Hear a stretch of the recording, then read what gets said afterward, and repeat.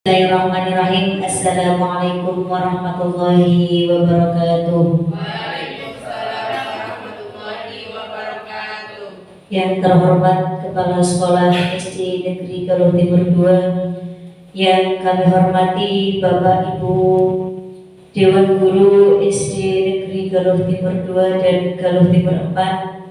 Puji syukur kehadirat Allah Subhanahu wa Ta'ala yang telah melimpahkan rahmat dan hidayahnya kepada kita semua, sehingga pada kesempatan siang hari ini kita dapat berkumpul dalam acara diseminasi budaya positif yang akan disampaikan oleh Bapak Mustain SPDI MPD, yang dalam hal ini untuk memenuhi tugas calon guru penggerak Angkatan 9 Kabupaten Brebes, Jawa Tengah.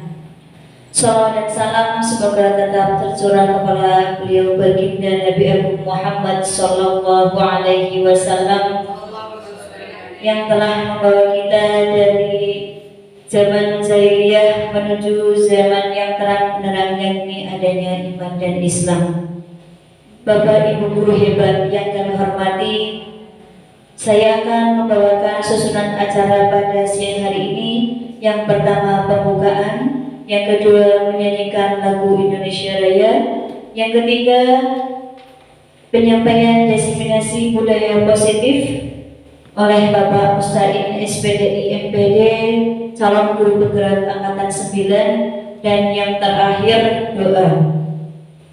Marilah kita buka acara pada kesempatan hari ini dengan bacaan basmalah bersama-sama. Bismillahirrahmanirrahim. Untuk acara yang kedua, yaitu menyanyikan lagu Indonesia Raya, hadirin dimohon berdiri. Pada Ibu Feli dipersilakan.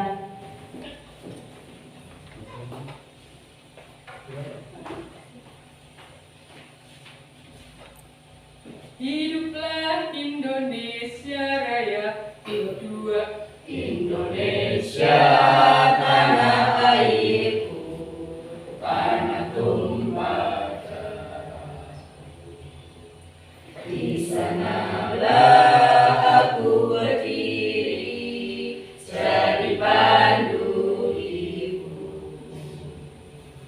Indonesia kebangsaan, bangsa dan tanah airku, marilah kita berseru, Indonesia bersatu. Hiduplah tanahku, hiduplah negeriku, bangsaku, rakyatku semuanya. Bangunlah jiwanya, bangunlah badannya untuk Indonesia Raya. Indonesia Raya, merdeka, merdeka, tanahku, negeriku yang ku cinta. Indonesia Raya, merdeka, merdeka, hiduplah Indonesia Raya.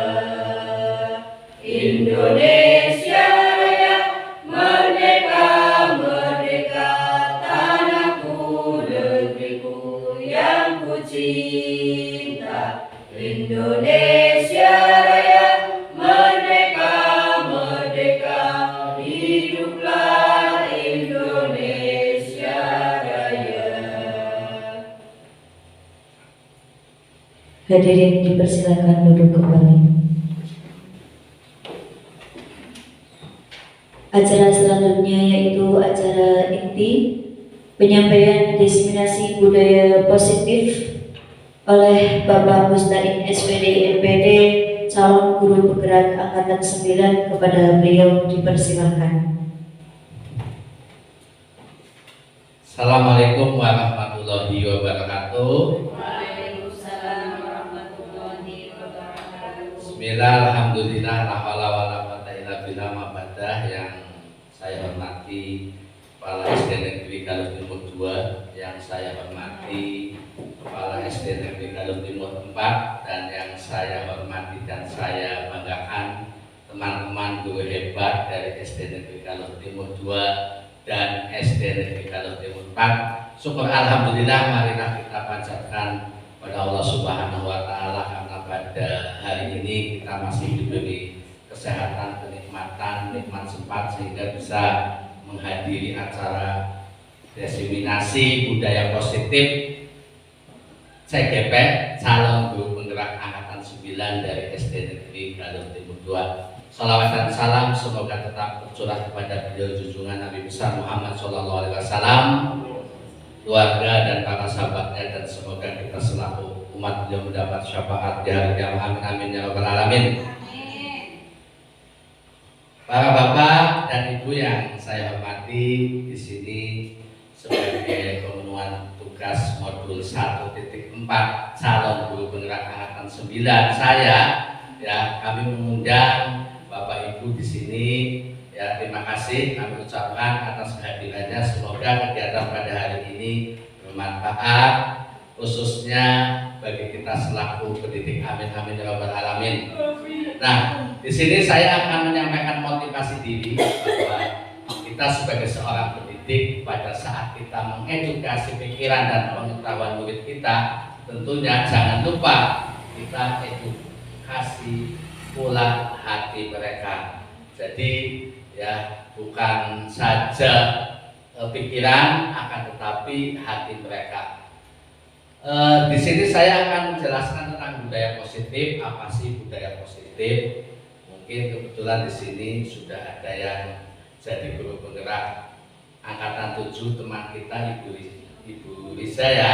Nanti semoga memotivasi teman-teman yang lain termasuk saya ini juga termotivasi, ya, bahwa budaya positif itu adalah nilai-nilai kebajikan, keyakinan dan kebiasaan-kebiasaan di sekolah yang berpihak pada murid agar murid dapat berkembang menjadi pribadi yang kritis, penuh hormat dan bertanggung jawab. Budaya positif ini merupakan wujudnya dari nilai-nilai atau keyakinan universal yang diterapkan di sekolah. Mungkin di sekolah kita, Bu Yuni sudah menerapkan budaya positif. Contohnya apa, Bu Yuni? Di sekolah kita budaya positif tadarus bersama, betul sekali. Asmaul husna bersama, betul sekali. Tentunya bahwa nilai-nilai budaya positif itu sudah kita terapkan baik di SD Negeri Galuh Timur 2 maupun SD Negeri Galuh Timur 4. Tadi sudah disampaikan contoh budaya positif itu ada tadarus Al-Quran. Kemudian kita juga sudah membiasakan budaya positif tadi Asmaul Husna. Setiap hari Senin kita juga sudah melaksanakan upacara bendera. Setiap hari Jumat, ya, kemarin setelah ada pendampingan individu kedua bahwa prakarsa perubahan, kita fokuskan kepada kebersihan, bahwa setiap hari Jumat kita juga melakukan kebersihan. Masih banyak budaya positif yang sudah kita lakukan. Jadi budaya positif itu nilai-nilai kebajikan atau keyakinan dan kebiasaan-kebiasaan di sekolah yang berpihak pada murid. Itu. Nah, bahwa budaya positif ini harus diawali dengan perubahan paradigma tentang teori kontrol, bahwa selama ini mungkin kita sebagai seorang guru merasa kewajiban mengontrol perilaku siswa kita, ya. Jadi mengontrol perilaku siswa agar memiliki perilaku sesuai yang diharapkan. Nah, di sini perlu Bapak Ibu ketahui miskonsepsi tentang teori kontrol. Di sini bahwa selama ini, ya, anggapan kita bahwa ilusi guru mengontrol murid. Kemudian yang kedua, ilusi bahwa semua penguatan positif, efektif dan bermanfaat.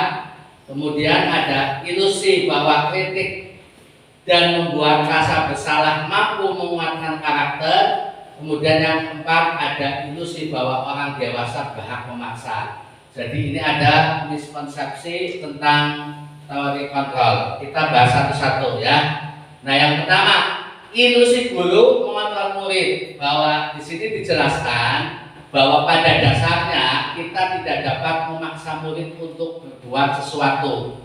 Jikalau murid tersebut memilih untuk melakukannya, walaupun tampaknya guru sedang mengontrol perilaku murid, hal yang demikian ini terjadi karena murid sedang mengizinkan dirinya dikontrol. Jadi pada intinya bahwa kita terhadap murid kita itu tidak boleh memaksa. Andaikan pun dia mau, pada saat itu murid itu mau dikontrol. Jadi bisa saja murid itu tidak mau melakukannya. Ya, jadi bahwa guru itu tidak boleh memaksa. Ya, kalau toh bisa memaksa tadi, murid itu pas lagi mengizinkan dirinya untuk dipaksa. Kemudian yang kedua, ilusi bahwa semua pengetahuan positif, efektif dan bermanfaat.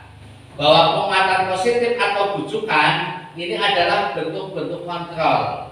Jadi pada saat kita mempengaruhi murid, pada saat kita membujuk murid, ini adalah usaha untuk mengontrol murid. Ya, dalam jangka waktu yang panjang, mungkin hal ini tidak bisa diterapkan. Ya, kita merayu murid, membujuk murid, Pak Kamito, ya dengan rayuannya yang begitu lembut, santun, bisa saja murid seketika waktu itu bisa. Ini jangka pendek, akan tetapi mungkin setelah pulang atau beberapa bulan kemudian ini sudah tidak berlaku lagi untuk murid tersebut. Makanya yang kedua, bahwa ilusi bahwa semua penguatan positif itu efektif dan bermanfaat itu menurut saya ini hanya dalam waktu tertentu, jangkanya bukan panjang, karena ini dari orang lain, ya. Ini dari eksternal, pihak eksternal yang mempengaruhinya. Kemudian yang ketiga, ilusi bahwa kritik dan membuat orang merasa bersalah dapat menguatkan karakter. Nah, pada ilusi ini menggunakan kritik dan rasa bersalah untuk mengontrol murid menuju pada identitas gagal. Mereka belajar untuk merasa buruk tentang diri mereka. Ya, mereka mengembangkan dialog diri yang negatif. Kadang kala sulit bagi guru untuk mengidentifikasi bahwa mereka sedang melakukan perilaku ini, karena seringkali guru cukup menggunakan suara halus untuk menyampaikan pesan negatif. Jadi di sini untuk membuat rasa bersalah murid, seorang guru itu menggunakan kata-kata. Biasanya tolong bantu ibu, kan kayak gitu. Coba dikerjakan, nanti kalau nggak dikerjakan, kalau ibu atau bapak ditanya sama orang tua kamu gimana, itu semacam itu, bahasa, pakai bahasa. Kemudian ilusi bahwa orang dewasa memiliki hak untuk memaksa. Jadi ini anggapan yang salah bahwa seseorang itu tidak boleh dipaksa. Jadi biarpun kita sudah besar, sudah tua sebagai seorang guru, murid kita usianya masih muda, tapi pada dasarnya kita tidak boleh memaksa murid. Ya, itu. Jadi tadi bahwa miskonsepsi tentang teori kontrol itu ada 4 ini: ilusi guru mengontrol murid, ilusi bahwa kritik dan membuat rasa bersalah mampu menguatkan karakter, ilusi bahwa orang dewasa berhak memaksa, dan ilusi bahwa semua penguatan positif efektif dan bermanfaat. Ini miskonsepsi. Nah, bagaimana kita seharusnya mengubah paradigma stimulus respon ke pendekatan teori kontrol? Jadi yang 4 itu harus kita ubah menggunakan pendekatan teori kontrol. Nah, di sini dalam stimulus respon, realitas bahwa kebutuhan kita itu sama. Ya, baik itu kebutuhan ingin disanjung, ya, kebutuhan yang kebutuhan hidup, kebutuhan ingin dihargai dan sebagainya, ya, realitas kebutuhan kita sama. Tetapi dalam teori kontrol ini realitas kebutuhan kita berbeda. Ini menurut teori kontrol. Kemudian yang kedua, semua orang melihat hal yang sama. Tapi dalam teori kontrol setiap orang memiliki gambaran berbeda. Ya, kalau kita bicara makanan, mungkin ya itu Pak Tarmito sukanya bakso, belum tentu itu sama-sama makanan. Tetapi Bu Dewi sukanya mie ayam, itu bisa saja, ya. Jadi gambaran seseorang itu berbeda. Kemudian dalam stimulus respon, perilaku buruk dilihat sebagai suatu kesalahan. Tetapi dalam teori kontrol, semua perilaku memiliki tujuan. Jadi mungkin Pak Slamet di dalam pembelajaran itu melihat anak itu ribut sendiri. Ya. Menurut Pak Slamet mungkin ini adalah salah, karena ini sudah melanggar ya ketentuan. Akan tetapi mungkin anak tersebut ngobrol sendiri atau membuat kegaduhan, ini adalah memiliki tujuan, Pak. Mungkin agar itu bisa dikenal oleh teman-temannya, atau mungkin agar Pak Slamet memperhatikan, ya, memberikan kasih sayang. Ya, jadi menurut teori kontrol ini semua perilaku itu memiliki tujuan. Jadi mungkin anak yang dalam saat pembelajaran itu ribut sendiri dan sebagainya, itu adalah mungkin upaya mereka agar mereka itu diperhatikan. Memang kalau di tingkat SD, ya kayak kita mungkin sudah mengenal ya dari latar belakang keluarga anak tersebut. Beda kalau sekolah-sekolah yang peserta didiknya dari berbagai mungkin lintas kabupaten. Seseorang di dalam pembelajaran membuat kesalahan, ini adalah trik mereka agar dikenal teman-teman. Tujuannya mudah bergaul. Oh iya, itu namanya Ridho, mungkin kan demikian. Kemudian atau mungkin biar dikenal oleh gurunya, ya, karena guru dengan mengenal murid yang begitu banyak, ya itu susah. Tetapi dengan membuat kesalahan, anak tersebut pengen dikenal. Ini orang lain bisa mengontrol saya dalam stimulus respon, hanya ada yang bisa mengontrol diri Anda. Jadi bahwa pada sesungguhnya diri kita lah yang bisa mengontrol diri kita. Lanjut saja ya, ini materinya banyak. Nah, di sini dalam konsep budaya positif yang akan saya sampaikan, ini adalah disiplin positif dan nilai-nilai kebajikan universal. Kemudian ada teori motivasi, hukuman dan penghargaan, dan restitusi. Nanti restitusi itu apa, Bu Yuni? Bukan makanan ya, tapi ini ada langkah yang harus dikuasai oleh seorang guru dalam menyelesaikan masalah terhadap peserta didik. Kemudian kebutuhan dasar manusia dan dunia berkualitas. Kemudian restitusi 5 posisi kontrol dan restitusi segitiga restitusi. Ini yang akan saya sampaikan. Ya, langsung yang pertama, disiplin positif dan nilai-nilai kebajikan universal. Ini nanti biar nggak ngantuk. Nah, kata mito bahwa makna disiplin ini berasal dari bahasa Latin. Ya, di sini adalah disiplina yang berarti apa? Yang artinya belajar.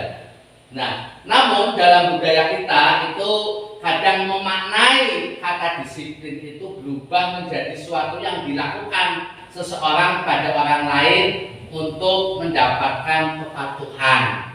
Yaitu, nah, kecenderungan umum bahwa disiplin itu dengan ketidaknyamanan, bukan dengan apa yang kita hargai atau mencapai suatu tujuan. Ini kita tahu mana disiplin dulu. Nah, selanjutnya apa sih disiplin positif? Bahwa disiplin positif merupakan salah satu cara penerapan disiplin yang bertujuan untuk menumbuhkan kesadaran serta memberdayakan peserta didik tanpa imbalan penghargaan atau reward, ya, ancaman ataupun hukuman. Ini definisi dari disiplin positif. Nah, sebagai seorang pendidik, ini kita harus bisa menciptakan peserta didik yang disiplin, sehingga nanti di dalam berperilaku itu mengacu pada norma-norma yang ada. Tentunya kalau di sekolah itu aturan sekolah. Tentunya kalau kaitannya dengan beragama, tentunya juga dengan norma keagamaan. Tentunya di dalam masyarakat ini juga norma kesopanan ataupun norma kelaziman. Atau mungkin dalam perkara hukum, anak-anak kita diharapkan bisa berperilaku sesuai dengan norma-norma hukum. Itu. Jadi bahwa mengacu kepada nilai-nilai kebajikan yang memiliki motivasi intrinsik dalam perbuatan perilaku yang lebih baik. Nah, Kemudian apa sih nilai-nilai kebajikan universal? Bahwa nilai-nilai kebajikan adalah sifat positif manusia yang merupakan tujuan mulia yang ingin dicapai setiap individu. Ini adalah nilai kebajikan universal. Jadi setiap manusia ini ingin mencapai tujuan yang baik secara individu.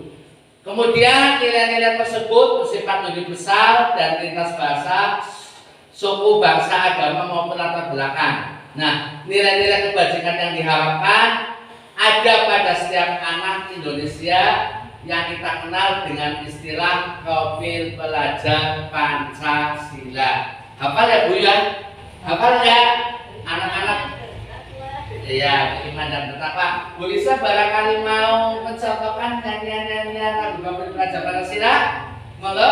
Sudah bisa, Bapak Ibu ya. Belum, coba Bu, ayo. Ini biar, ayo. Ya, coba, ayo silakan. Ini teman kita yang sudah CGP duluan, angkatan 7. Ya, coba ini diberi waktunya, silakan. Saya yakin Bapak Ibu semua yang sudah mengajar kurikulum merdeka, memegang kelas yang kurikulum merdeka pastinya sudah tahu ya lagunya. Kita nyanyi bersama-sama ya. Apa di sini masih ada yang kurikulum 2013? Ada. Nanti biar tahu ya Pak ya. Ya, bareng-bareng dengan gerakannya pasti Bapak Ibu juga bisa berdiri semuanya. Ya, berdiri ya. Pasti tahu ya gerakannya Bu Dewi sini. Ini Bu Dewi maju memperagakan. Saya yang menyanyi bareng-bareng. Boleh silakan. Ini Bu Dewi kan guru kelas 1 ya, sudah mempraktekkan di kelasnya. Monggo Bu di sini. Di sini. Di sini Bu. Yuk. Ya. Ya. Yuk, 1, 2, 3. Belajar Pancasila, beriman dan bertakwa pada Tuhan Yang Esa dan berakhlak mulia, berkebinekaan global, gotong royong mandiri, kreatif dan bernalar kritis. Iya. Aplaus untuk Bu Lisa dan Bu Dewi. Terima kasih. Nanti Ya. boleh dipraktekkan di kelasnya masing-masing Bapak Ibu. Ya, terima kasih.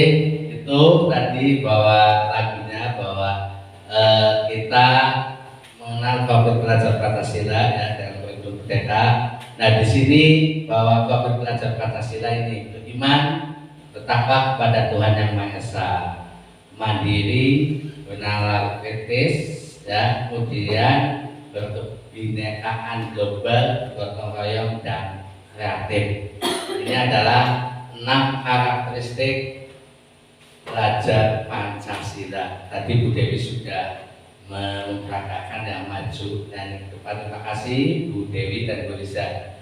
Itu. Kemudian yang kedua, kebutuhan dasar manusia dan dunia berkualitas. Ya, jadi apa sih kebutuhan dasar manusia? Kita ini banyak sekali memiliki kebutuhan. Ya betul Bu Yuni.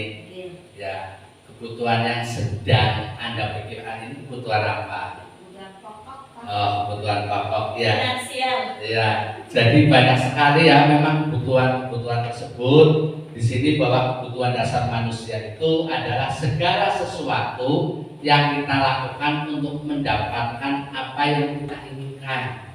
Nah ini, dan kebutuhan itu adalah sesuatu yang harus tercukupi agar kita merasa puas. Kalau kebutuhan kita nggak tercukupi, kita nggak akan puas. Namun ya, kalau kebutuhan kita sudah tercukupi, insya Allah kita akan merasa puas walaupun kepuasan manusia itu tidak terbatas. Ya itu karena namanya manusia. Nah makanya di sini bahwa seluruh tindakan yang kita lakukan memiliki tujuan tertentu dan semua usaha terbaik yang kita lakukan adalah dalam rangka agar kebutuhan dasar kita terpenuhi dengan baik. Ini kebutuhan dasar manusia. Di sini ada 5 kebutuhan dasar manusia. Pak Min, yang pertama ini apa? Bertahan hidup. ya bertahan hidup, bahwa kebutuhan bertahan hidup ini kaitannya dengan makanan, pakaian, tempat tinggal, keamanan dan kesehatan. Tapi yang namanya kebutuhan bertahan hidup ini pasti agar seseorang itu bisa melangsungkan kehidupannya. Ya, kalau salah satu kebutuhan hidup ini, bertahan hidup itu enggak dipenuhi, kehidupan manusia itu akan terganggu. Jelas, karena ini adalah kebutuhan pokok, ya, kebutuhan bertahan hidup. Kemudian kasih sayang dan rasa diterima. Ya, jadi bahwa rasa diterima, dipedulikan, berbagi, kerjasama itu menjadi bagian dalam kelompok, itu adalah merupakan kebutuhan. Ya, contoh panjenengan sebagai pendidik tentunya ingin diterima oleh keluarga SD panjenengan, ingin diakui. Kemudian panjenengan juga ingin kenyamanan. Ini juga dalam kaitannya ada dengan kasih sayang, ya. Kemudian penguasaan, ini harga diri, keinginan untuk dianggap, memimpin, berprestasi, diakui dan didengar. Jadi kita itu pengen ada kebutuhan penguasaan. Ya, Bu Ito, kalau Bu Ito curhat sama temennya nggak didengar, perasaannya gimana? Sedih, betul sekali. Ya, untung sedih. Kalau marah gimana? Berarti emosionalnya ini kan, bahwa marah, sedih ini bentuk emosional. Akan tetapi untungnya sedih, ya. Ya, oleh karena itu tentunya kita aja seorang guru pengen didengar oleh teman-teman kita, apalagi murid-murid kita. Sebagai selaku seorang pendidik, tentunya kita harus terbuka, mendengar apa yang diinginkan murid, apa curhatan murid, itu kita dengar. Kemudian kebebasan, bahwa kebutuhan kebebasan ini adalah mandiri, memilih pilihan, mencoba hal baru, mampu mengendalikan arah dirinya. Ini adalah kebebasan. Memang manusia butuh kebebasan, akan tetapi jangan terlalu bebas, ya. Kemudian ada kebutuhan dasar manusia itu yang kelima adalah kesenangan. Ya, contoh kesenangan ini bermain, humor, antusiasme sebetulnya, ya, antusias, kemudian tertawa. Bahwa kebutuhan kesenangan ini juga perlu bagi kita. Makanya untung kalau ada teman-teman, ya, ini Pak Min biasanya senang humor, sering bercerita, bisa meninggalkan suasana di SD Negeri Galuh Timur 4. Kalau Bu Yuni ini bisa memberikan penyegaran di SD Negeri Galuh Timur 2, ya bersama, ya. Ini bahwa kita butuh kesenangan. Selanjutnya, nah, di sini bahwa ketika seorang murid melakukan suatu perbuatan yang bertentangan dengan nilai-nilai kebajikan atau melanggar peraturan, hal itu sebenarnya dikarenakan mereka gagal memenuhi kebutuhan dasar mereka. Jadi manakala ada murid kita melakukan sesuatu, ya, yang melanggar nilai-nilai kebajikan itu karena kebutuhan mereka itu nggak terpenuhi. Ya, panjenengan mungkin kasih sayangnya kurang, perhatiannya kurang, semacam itu Bapak Ibu. Ya, itu materi yang kedua. Kemudian materi yang ketiga, ya, itu teori motivasi, hukuman dan penghargaan dan restitusi. Ya, kemudian di sini ada konsep motivasi atau tujuan. Bahwa Dr. William ini mengatakan bahwa setiap perilaku perbuatan memiliki suatu tujuan. Jadi bahwa perilaku atau perbuatan itu memiliki tujuan. Dengan mengaitkan nilai-nilai kebajikan yang diyakini seorang, maka motivasi intrinsiknya akan terbangun sehingga menggerakkan motivasi dari dalam untuk dapat mencapai tujuan mulia yang diinginkan. Nah, di sini teori motivasi perilaku manusia ada dari X dan ada dari in. Ada dari intrinsik dan ada ekstrinsik, eksternal, internal.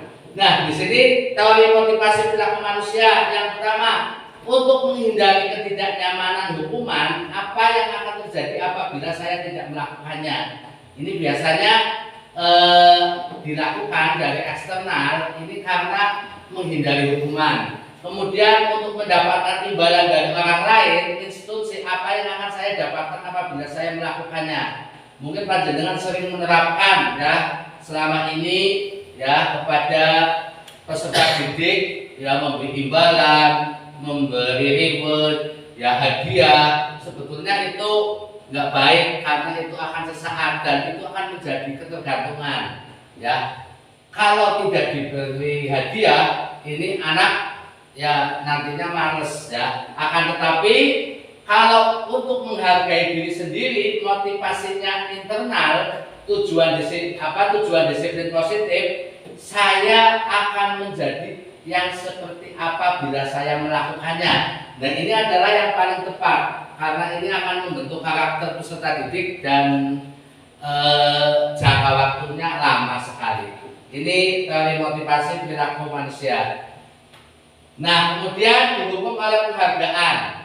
Bahwa penghargaan ini berlaku sama dengan hukuman. Sebetulnya penghargaan berlaku sama dengan hukuman dalam arti meminta atau membujuk seorang melakukan sesuatu untuk memenuhi suatu tujuan tertentu dari orang yang membujuk. Nah, ini adalah beberapa dampak dari pemberian penghargaan. Yang pertama, pengaruh jangka pendek, mengurangi ketepatan, merusak hubungan, menurunkan kualitas, mengurangi motivasi intrinsik, tidak efektif, mematikan kreativitas dan menghukum. Jadi mungkin anggapan Bapak Ibu selama ini hadiah buat anak itu membuat Bapak Ibu bangga. Akan tetapi setelah hari ini panjenengan jadi tahu bahwa pemberian ya penghargaan itu pada dasarnya sama dengan hukuman. Oleh karena itu anak itu mau berbuat sesuatu, mau melakukan perubahan itu atas dasar dari dirinya sendiri, Bapak Ibu. Nah, di sini banyak sekali, nanti tidak saya jelaskan semua, ya, bahwa di sini identitas gagal hukuman, kemudian disiplin konsekuensi dan disiplin restitusi. Ini tabel ini yang pertama, hukuman. Sesuatu yang menyakitkan harus terjadi. Konsekuensinya sesuatu harus terjadi. Kalau restitusi merupakan sebuah pilihan. Jadi mungkin seseorang itu panjenengan bisa menghukum murid panjenengan, ya, akan tetapi dia melaksanakan. Nah, ini karena setelah menjadi pada saat ini karena murid panjenengan itu menjadi siswa panjenengan. Tetapi 10 tahun yang akan datang, mungkin anak itu teringat, Pak Imam dulu menghukum saya. Ini kurang tepat, justru malah akan menimbulkan dendam. Oleh karena itu, bahwa identitas sukses ini ya harus dengan restitusi. Ini banyak sekali. Kemudian langsung saja restitusi 5 positif kontrol, ya. Bahwa 5 positif kontrol itu yang pertama, kita sebagai seorang penghukum, pembuat rasa bersalah, teman, pemantau, kemudian yang terakhir itu adalah manajer. Nah, dari 5 posisi kontrol ini yang paling bagus mana ya Bu Lisa ya? Yang kelima ya Bu ya? Manajer. Iya, di sini ya dari penghukum ini jangan sampai kalau panjenengan mungkin sebelum hari ini mengikuti diseminasi, wah saya seorang guru belum memberi hukuman kepada peserta didik saya, ya. Tetapi tolong dihindari karena penghukuman ini adalah kurang tepat. Walaupun mungkin peserta didik panjenengan, murid-murid panjenengan bisa mau melakukan, tetapi menurut saya kurang pas. Kemudian kalau pembuat rasa bersalah ini biasanya menggunakan keheningan. Ya, cuek, diem-diem baik. Ya, Bu Yuni mungkin ada masalah dengan Bu Siti Masito, biar Bu Siti Masitonya merasa bersalah, Bu Yuni diam dalam kurun waktu yang lama. Ya jangan dong, 3 hari aja nggak boleh kok ya. Ya, di sini nggak boleh ya meneng-menengan ya. Ini kemudian di sini bisa ya dengan atau rendah diri membuat rasa bersalah. Kemudian teman, ya. Kemudian dalam posisi teman ini tidak akan menyakiti murid, namun akan tetap berupaya mengontrol murid melalui persuasi. Nah, di sini juga kurang pas. Nanti muridnya juga ketergantungan. Nah, biasanya juga bapak yang menolong saya atau apa kan semacam itu. Kemudian pemantau ini mengandalkan perhitungan catatan data yang dapat digunakan sebagai bukti atas perilaku seorang. Betul sekali tadi Bu Risa mengatakan bahwa manajer ini adalah membuat murid bertanggung jawab atas perilakunya, mendukung murid menemukan solusi atas permasalahan sendiri. Jadi dari 5 posisi kontrol ini, ya ini manajer lah yang paling bagus menurut hari ini. Ya, lanjut ya. Ini ada 5 posisi kontrol. Contoh-contohnya motivasi ya. Di sini guru berbuat ya di dalam identitas gagal ini menghardik, menunjuk-nunjuk, menyakiti, menyindir.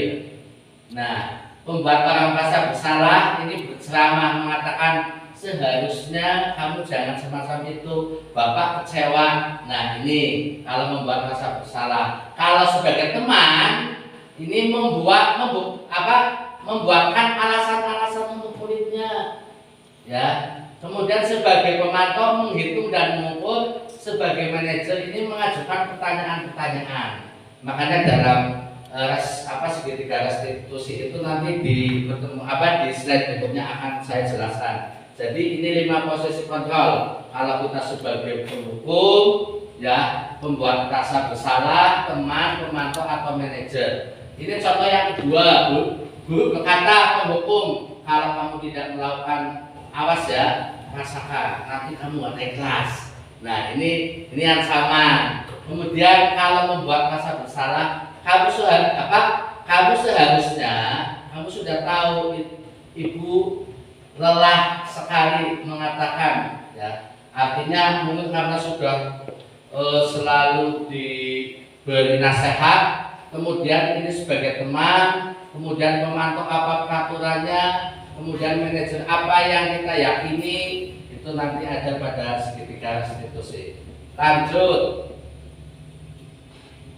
keyakinan kelas yang kelima. Sebentar lagi Bu Feli ya. Keyakinan kelas. Apa sih definisi keyakinan kelas? Nah, keyakinan kelas itu nilai-nilai kebajikan universal yang disepakati bersama untuk membentuk kegiatan belajar mengajar yang efektif. Makanya Bapak Ibu kalau toh belum membuat keyakinan kelas, bahwa keyakinan kelas ini bukan hanya CGP saja. Ya, keyakinan kelas ini harus dibuat oleh semua Bapak Ibu yang ada di sini. Ya, keyakinan kelas itu. Ya, jadi keyakinan kelas itu adalah nilai-nilai kebajikan universal yang disepakati bersama untuk membentuk kegiatan belajar. Nah, mengapa keyakinan kelas? Bukan aturan saja. Aturan sekolah pasti ada. Ya. Di sini contoh, mengapa kita memiliki peraturan harus menggunakan helm bila mengendarai kendaraan roda 2? Mengapa kita memiliki peraturan harus datang tepat waktu pada saat mengikuti pelatihan? Bahwa untuk mendukung motivasi intrinsik kembali kepada nilai-nilai keyakinan yang lebih menggerakkan seseorang ya dibanding dengan mengikuti serangkaian peraturan-peraturan. Jadi bahwa keyakinan kelas itu nanti akan lebih diyakini oleh murid-murid panjenengan di dalam kelas daripada peraturan-peraturan. Pembentukan keyakinan kelas, bagaimana? Yang pertama bersifat abstrak, ya jangan konkret. Berupaya pernyataan universal dibuat dalam pernyataan positif, sedikit saja agar mudah diingat, ya nggak usah banyak-banyak, ya sesuai dengan kondisi kelas dan sekolah yang diinginkan. Impian muridnya kayak apa? Ya impian sekolahnya kayak apa? Semua warga kelas terlibat saat pembuatan keyakinan kelas. Makanya nanti contohnya keyakinan kelas ini kayak gini.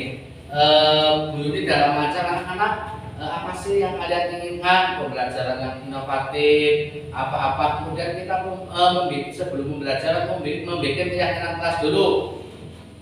Ya, coba mungkin 1, datang tepat waktu.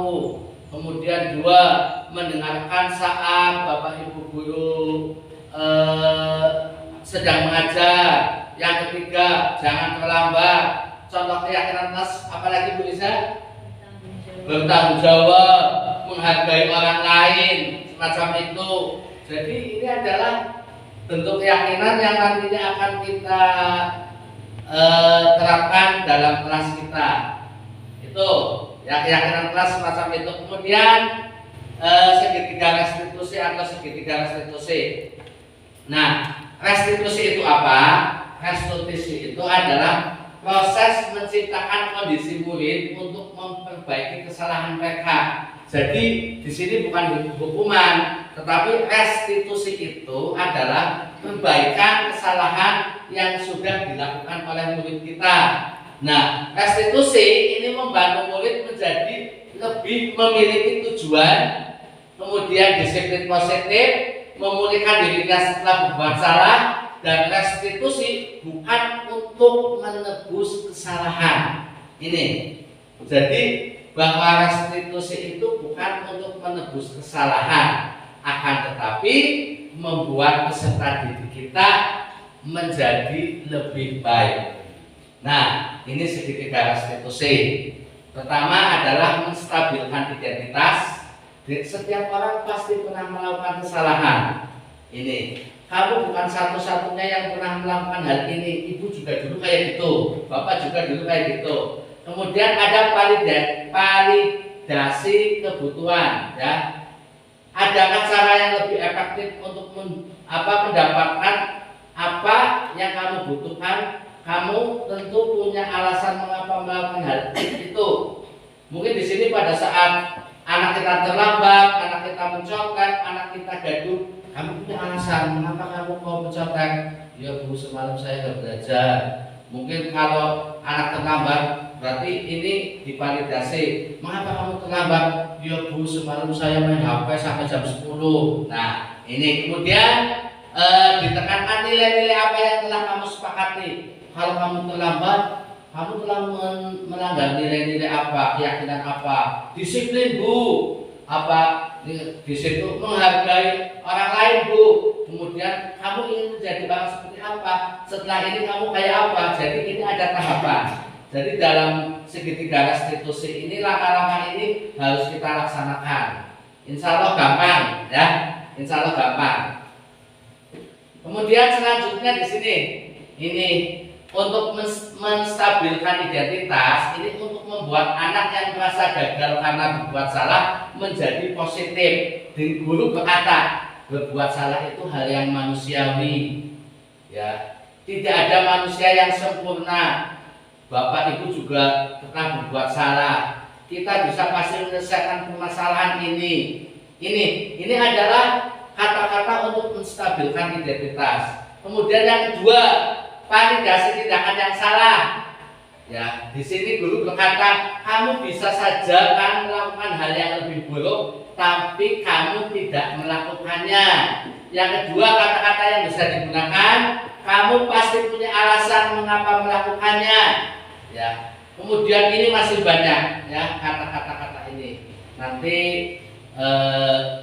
kita bisa sharing barangkali panjenengan di forum ini kurang jelas. Selanjutnya, menanyakan keyakinan.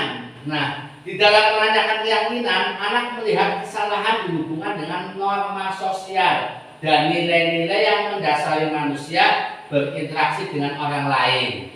Nah, apa sih kata-kata gurunya? Apa nilai yang kita percaya di kelas kita? Nilai-nilai universal apa yang telah kita sepakati? Nah, ini menanyakan keyakinan. Tadi contohnya, kalau terlambat nilai-nilai disiplin. Ya, kalau mungkin mengatai kepada teman ini kurang menghargai, ya. Itu. Ini adalah menanyakan keyakinan. Nah, ini ada contoh video restitusi. Ya, ini contoh videonya ini. Ini contoh videonya, ya, yang sudah saya buat dalam segitiga restitusi.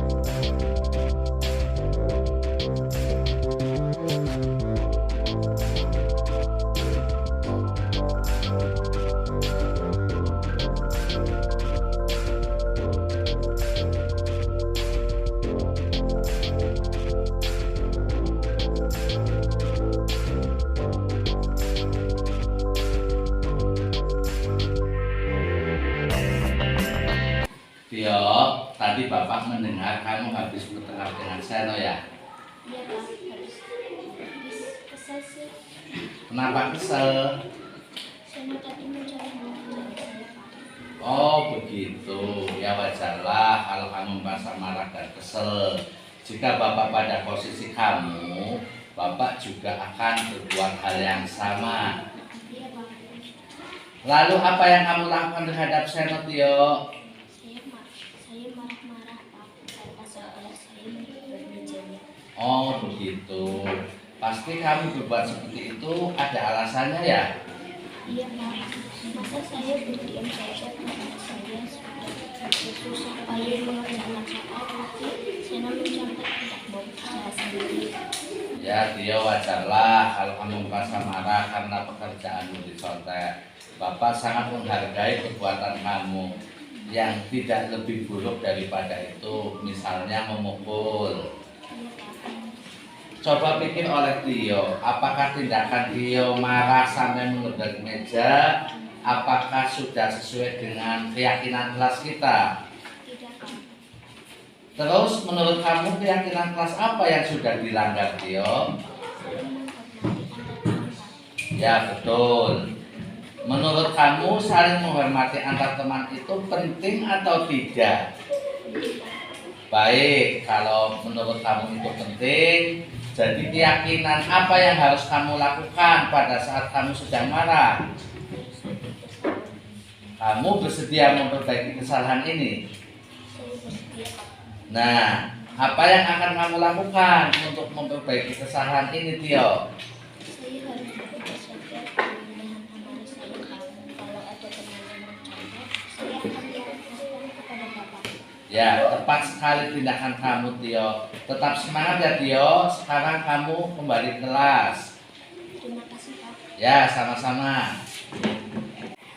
Assalamualaikum warahmatullahi wabarakatuh. Nama saya Satria Randi Aprilio dari kelas 6. Saya senang sekali diajak berdiskusi dengan Bapak Guru untuk dapat mengendalikan diri dari amarah saya. Karena perilaku teman sekelas saya harus banyak belajar bersabar dan dapat menghormati teman sekelas. Wassalamualaikum warahmatullahi wabarakatuh.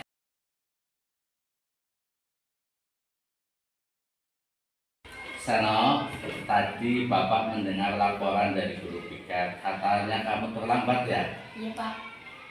Datang terlambat itu merupakan suatu kesalahan bukan, Sen? Iya Pak. Baik, Seno, berbuat kesalahan itu manusiawi.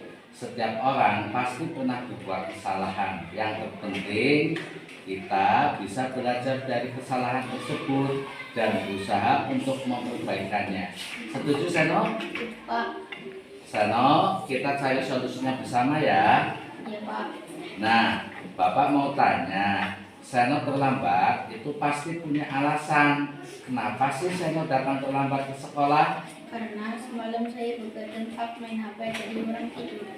Kamu tahu tidak keyakinan kelas yang telah kita sepakati bersama? Tahu Pak. Kalau datang ke sekolah terlambat, itu sesuai dengan keyakinan kelas tidak? Tidak Pak. Nah, menurut kamu, keyakinan kelas apa yang sudah kamu langgar? Disiplin Pak. Betul sekali. Menurut kamu, disiplin itu penting tidak untuk kamu? Mungkin kalau membuat saya datang ke sekolah tepat waktu dan bisa menghargai waktu. Betul, menghargai waktu itu penting dan sangat bermanfaat. Iya Pak, saya menyesal sudah terlambat. Saya mohon maaf sudah terlambat. Iya, Seno. Sikap yang sangat baik sudah kamu lakukan dengan cara meminta maaf. menurut kamu apa yang kamu lakukan biar tidak terlambat lagi datang ke sekolah? Saya akan tidur di awal dan tidak begadang lagi agar tidak terlambat datang ke sekolah. Baik Seno, kamu sudah menemukan solusinya ya. Bapak akan bekerja sama dengan orang tua kamu agar kamu tidak terlambat lagi ke sekolah. Silakan Seno kembali ke kelas. Terima kasih, Pak. Ya sama-sama. Kelas dulu Seno. Assalamualaikum warahmatullahi wabarakatuh. Nama saya Seno Adnan Maulana dari kelas 6. Terima kasih Bapak Guru, saya senang sekali diajak diskusi dengan Bapak untuk menemukan solusi atas kesalahan yang saya lakukan dan tidak akan begadang lagi agar tidak terlambat sekolah.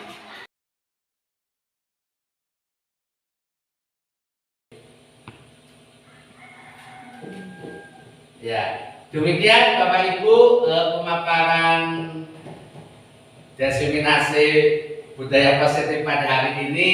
Semoga bisa bermanfaat ya. Kiranya ada yang mau ditanyakan atau sudah cukup Bapak Ibu? Cukup? Hah? Cukup? Ya, ice breaking dulu. Ini ice breaking mau diisi oleh Bu Lisa. Ya silakan ice breaking dulu. Ya, silakan Bu Lisa ice breaking. Ya. Monggo tangannya diputar-putar. Ya, ice breaking dulu. Bu, yang HP-nya bisa nyala? Ya, silakan ice breaking. Yo, boleh berdiri dulu Bapak Ibu.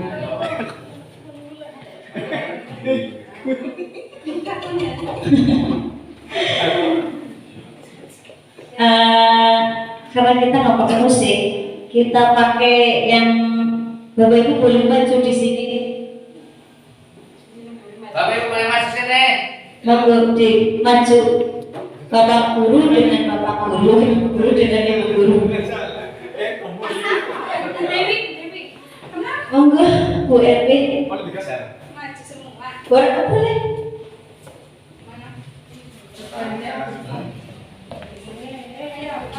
Hadap sini boleh, hadap depan atau wis. Hadap depan, hadap hadapan, hadap hadapan. Bapak Mustaqim boleh di depan Pak Mustaqim, ya. Hadap hadapan ya. Nanti yang pertama yang di belakang begini, tik tik tik tik tik tik ya, ya siap yuk. Hujan rintik rintik, hujan rintik, tutup Pak. Hujan rintik rintik, hujan rintik rintik, hujan batu batu, hujan batu batu, hujan batu batu, hujan batu batu. Sambil nyanyi. Ombak ombak ombak, ombak ombak ombak, ombak ombak ombak, ombak ombak ombak. Petir kepalanya sendiri Pak, di kepalanya sendiri. Yuk, petir menyambar, petir menyambar, petir menyambar, petir menyambar. Nah sekarang gantian hadap sana lagi. Sambil nyanyi ya Bapak Ibu ya. Sambil nyanyi, sambil nyanyi yuk. 1, 2, 3. Hujan rintik rintik, hujan rintik rintik, hujan rintik rintik, hujan rintik rintik, hujan batu batu, hujan batu, hujan batu batu,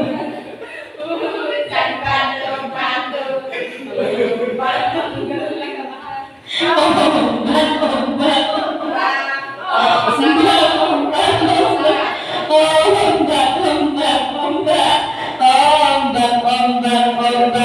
petir menyambar, petir menyambar, petir menyambar, petir menyambar. Oke, tepuk tangan buat kita semua Bapak Ibu. Ya, terima kasih speakingnya.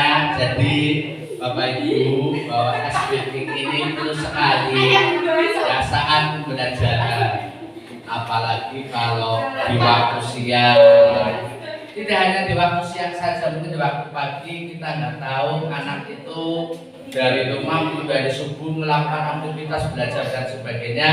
Intinya dilihat peserta didik panjenengan antusiasnya kayak apa. Kalau ada yang ngantuk, kalau ada yang apa, ini butuh speaking juga. Nah, speaking ini kalau panjenengan nggak bisa buat, coba kadang anak berpikirnya lebih bagus. Kadang juga kita pakai karya anak untuk speaking. Kalau Bapak Ibu kurang referensi, bisa lihat di YouTube ATM ya. Nanti panjenengan tiru modifikasi kita praktekkan kepada peserta didik kita. Demikian Bapak Ibu ya, kegiatan pada hari ini semoga bermanfaat, dan barangkali ada tutur kata yang kurang pas dari saya mohon maaf yang sebesar-besarnya. Saya Eli, wassalamualaikum warahmatullahi wabarakatuh. Warahmatullahi wabarakatuh. Terima kasih kami sampaikan. Alhamdulillah kegiatan pemaparan diseminasi budaya positif oleh calon guru penggerak angkatan 9 Bapak Mustain SPDI MPD dari SD Negeri Kalau Timur 2 telah selesai.